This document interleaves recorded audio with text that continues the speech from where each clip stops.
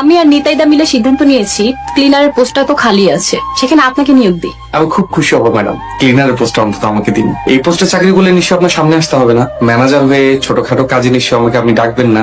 আমি জানি বাছি, প্লিজ ম্যাডাম এই উপকারটুকু অন্তত আমার করবেন। তাকে এখন থেকেই ক্লিনারের কাজে লাগিয়ে দেন, তাহলে একদম অফিস থেকে আউট। মিস্টার সজল, আগামীকাল থেকে আপনারা এরকম ফর্মাল ড্রেসে মানে অফিসারের মতন আসার দরকার নেই, নর্মাল ড্রেসে আসবেন। ডিনারের ড্রেস আছে সেটা পরে আগামীকাল থেকে ডিউটিতে লেগে যাবে। আগামীকাল কেন, আমি আজ থেকে শুরু করি। আশা করি ক্লিনারের পোশাকের দরকার পড়বে না, আমি এমনিতেই ঠিক আছি। আসি ম্যাডাম।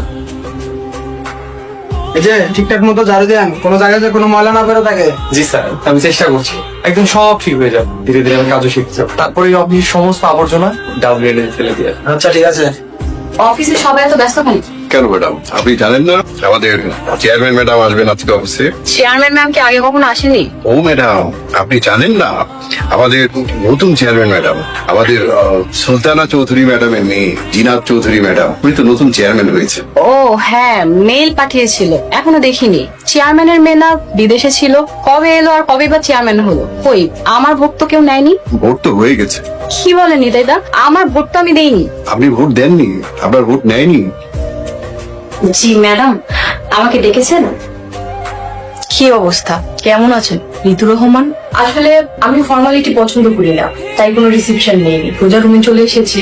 এখন বলুন আপনার কি অবস্থা? আপনি তো আমাকে দেখে অবাক হয়েছেন, আগে সেটাই ক্লিয়ার করি।